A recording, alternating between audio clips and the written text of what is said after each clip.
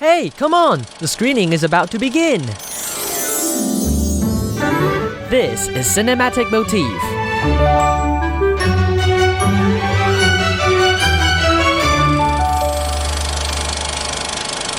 Hello, I'm Walton, a film critic and a content creator, and welcome back to Cinematic Motif, where I introduce you films in Taiwan and around the world. Alright, so I hope you had a good time enjoying your Lunar New Year, and today is the 27th of February, which is also a national day off here in Taiwan, because tomorrow is the 228 Peace Memorial Day. It's the day for us to remember how precious freedom is. And coincidentally, this week we are also going to start a new series about freedom of Taiwan cinema. Today is the first episode of the A Screen for All series, in which we examine the resilience and freedom of Taiwan's film industry and how Taiwan is becoming a creative hub for Asian films. Today, I'll be joined by Wanda Wang, a film critic and a festival programmer, to discuss China's boycott on Taiwan's film awards and its aftermath. So, guys, stay tuned and listen to this very, very important report for the cultural industry in Asia and here in Taiwan on Cinematic Motif. 第62届金马奖最佳女主角得奖的是 定母范冰冰。 On the 22nd of November 2025, Taipei, Chinese superstar Fan Bingbing has just been named Best Actress at the Golden Horse Awards for her role in the Malaysian film Mother Bhumi. 特别开心，真的。 But Fan wasn't there to take the stage. She accepted the trophy via video call. She said that she had a busy schedule.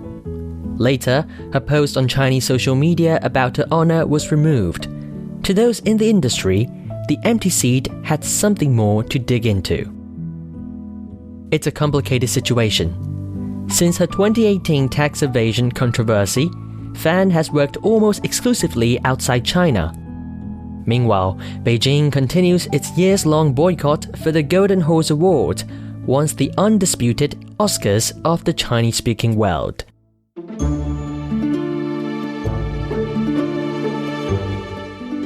If you look at the official photos of the Golden Horse Awards from a decade ago, you'll see a bunch of A-list stars from China.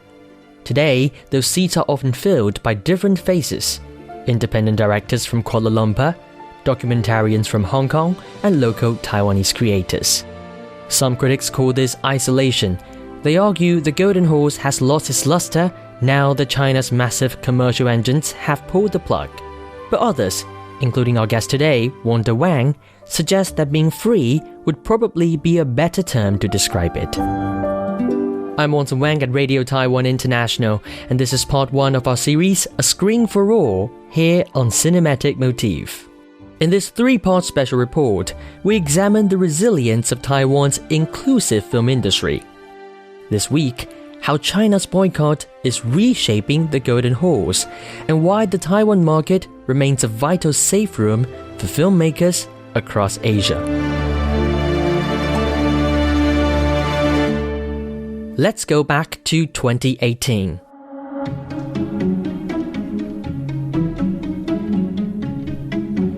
On the 17th of November, the big day of the Golden Horse Awards ceremony, the Sun Yat-sen Memorial Hall in Taipei was glowing.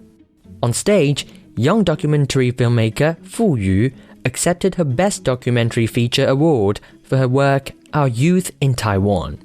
So she said with a shaking voice, "I hope that one day our country can be treated as a truly independent entity."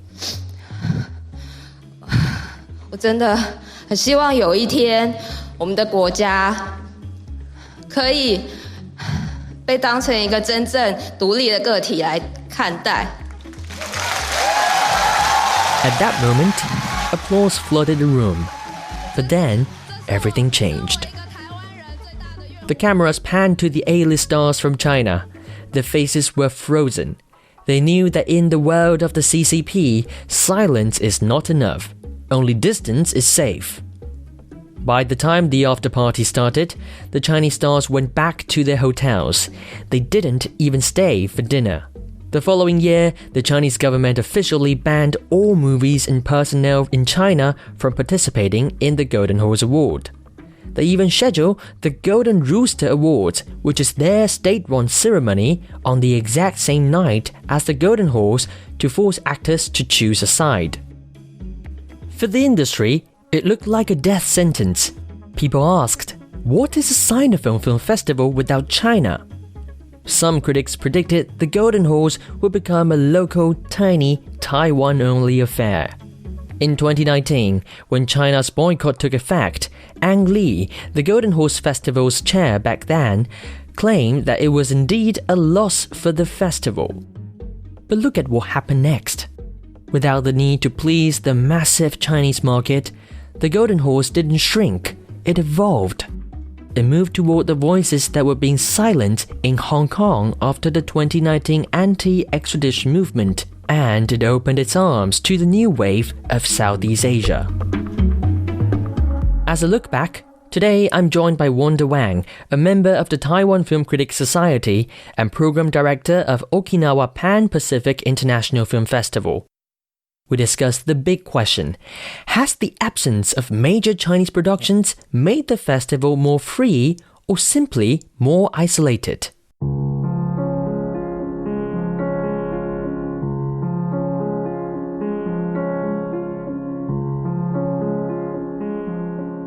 In my view, the Golden Horse Awards has actually become much more free. Even though the Golden Horse was already very open before 2018 back then, the jury always included professionals from China and Hong Kong, and let's be honest, that created certain unspoken limits. Think about this. Since 2019, we have seen a wave of documentary about the Hong Kong protests, the anti-extradition law Fan Bingbing movement entering the competition. I often wonder if the jury was still made up of many people from China or Hong Kong, how could they possibly judge this film? There are only two ways that could go. Either they have to withdraw, or let simply avoid picking films that are too controversial for them. Yes. For example, in 2021, 时代革命, Revolution of Our Times, it won the Best Documentary at the Golden Horse Awards. And if it were jury members from China, will this film still get the award? We don't know, right? And adopted. So if that were the case, could we really still call the Golden Horse free? So now it is a fact that we are missing those big budget Chinese production, and we can't pretend the festival prestige hasn't taken a hit. But if you look at the entire world, there's still no other award show for the Chinese-speaking community that does it better than the Golden Horse. If someone says the film festival is more isolated than before, they're not wrong. But look at the alternative. Are the film awards in Hong Kong or mainland China any more diverse? Absolutely not. The Golden Horse Award might be more isolated now, but are also more authentic. Okay. And actually, with Chinese government's boycott, they are also telling their commercial and big filmmakers that they should not register for the Golden Horse Award. So I was wondering, how has the Chinese government's boycott influenced the registration of Golden Horse Awards? Is it a difficult situation, difficult decision for these independent filmmakers from China or Hong Kong to register for the awards? For example, if they register for the Golden Horse Awards, will it cause any problems for them? Yeah, that's right. Essentially, mainstream commercial film from China and Hong Kong have stopped entering the Golden Horse altogether. So the number of submissions has dropped significantly. But it is not just a big studio. Even independent director feel the risk. Last year, I was at an international film festival and met a crew from China. When I brought up the Golden Horse, they immediately told me they wouldn't even consider it. Even though their movie was an indie film that would never make it into commercial theater in China anyway, they were still very hesitant. The reason is simple. You just don't know what our consequences might be. And you have to remember, filmmaking is a collective effort. Even if you, as a director, are willing to take the risk, it doesn't mean your actor or your crew feel the same way. That's why I believe entering the Golden Horse is still an incredibly difficult decision for them.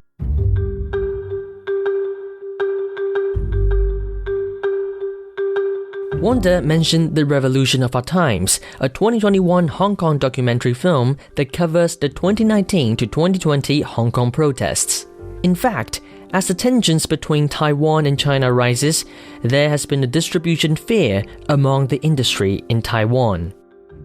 For example, the Taiwanese distributor of Revolution of Our Times decided not to reveal their company name, only calling themselves, quote, the distributing team. Though we, the journalists in the industry, all know the company's name. Revolution of Our Times is not the only case. Documentary film Invisible Nation, which was released in 2025, is a masterful portrait of former Taiwanese President Tsai Ing-wen and Taiwan's tightrope walk for forming relationships with our diplomatic allies. It's been a hit at international festivals, but when it was released in Taiwan, the distributor used an alternative brand to release the film rather than their main brand. All of this is because of one thing. The Chinese government is watching. Politics do play a role in the entertainment industry in Taiwan. However, how has Taiwan's market and awards evolved, turning the island into a hub for all Chinese-speaking films across Asia?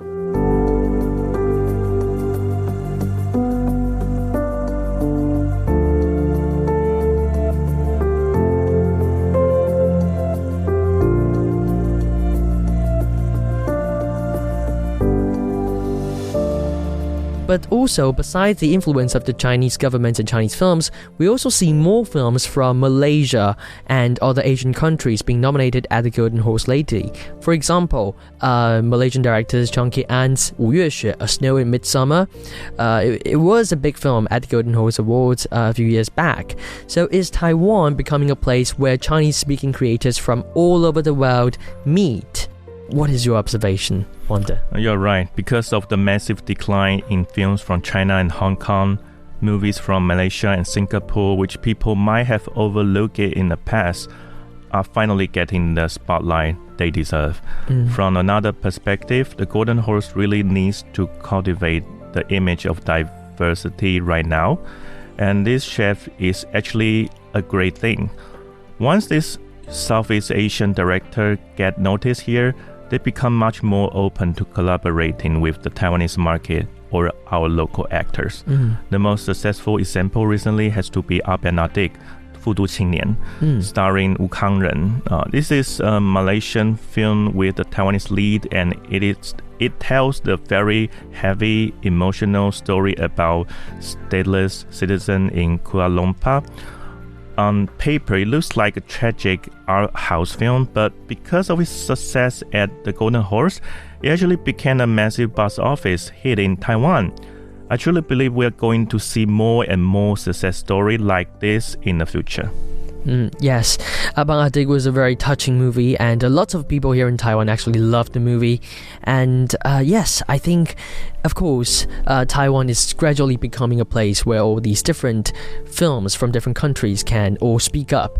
And finally, Wanda, I want to ask you, as a film critic, what are some of the specific directors from Southeast Asia, or let's say the Chinese-speaking world, that we should be watching right now as new faces of Golden Horse, in your observation? Yeah, I want to highlight the person you mentioned before, Malaysian director Zhang Jian. He actually has a film degree, but before he became a full-time filmmaker, he was a famous radio host, just like you. And he's already... no, I'm not famous. He's also deeply knowledgeable about folklore. Ever since his first feature, the story of Southern Island, Nanwu, won at a Golden Horse, he's gained widespread attention in Taiwan. Many of his films deal with ghosts and national border, and they often feel like subtle hunting political allegory. His last film, Mother Bhumi, 地母, followed the same path.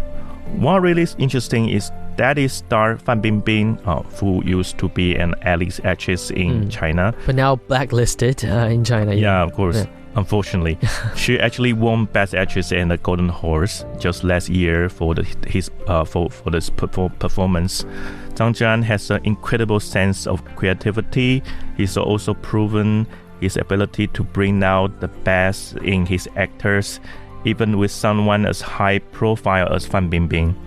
So I truly believe that if he continues on the path, he's going to reach a major milestone in his career. He's definitely a director to watch.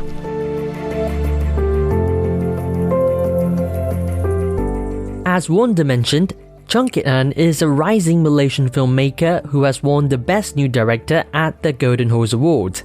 He's also the filmmaker behind Mother Bhumi, the film that brought Fan Bingbing the Best Actress award last year.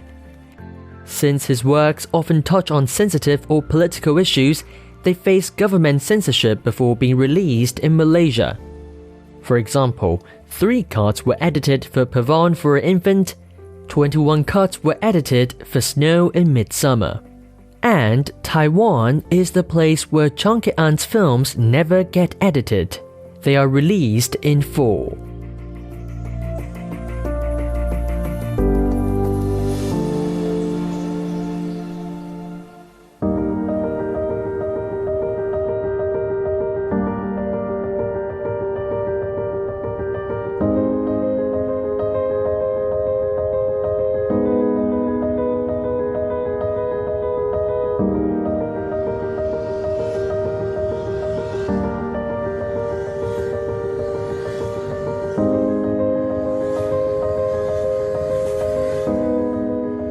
From Malaysia, Hong Kong to places like Singapore, Asian cinema glows in Taiwan's market and gets celebrated at the annual Golden Horse Awards. China's boycott didn't kill the Golden Horse, it accidentally liberated it. It turned Taiwan into a sanctuary where a blacklisted actress like Fan Bingbing can win Best Actress for a Malaysian film, and where a story about the Hong Kong protest can be judged on its art, not its politics. What's more, even Chinese pro-democracy filmmakers can get their voice heard at the Golden Horse Awards and in Taiwanese cinemas. However, there might be some challenges for them, which we will discuss on later in the part 3 of this series.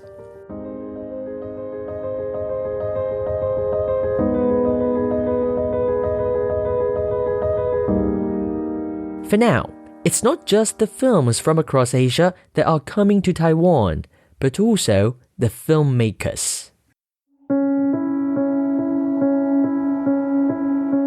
Hong Kong is the place that I born and grow up there. I never think about leaving Hong Kong before 2021.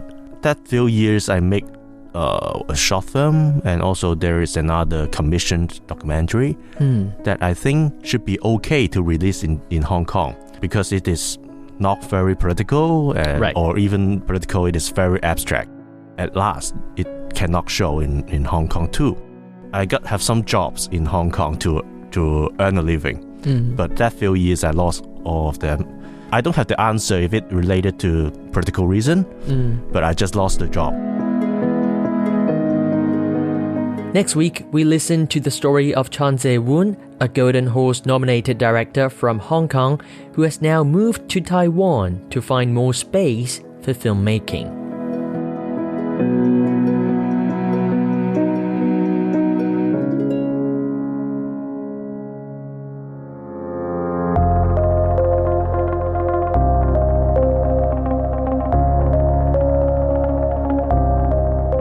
This has been Cinematic Motif, produced by me, Wang for Radio Taiwan International. See you next week.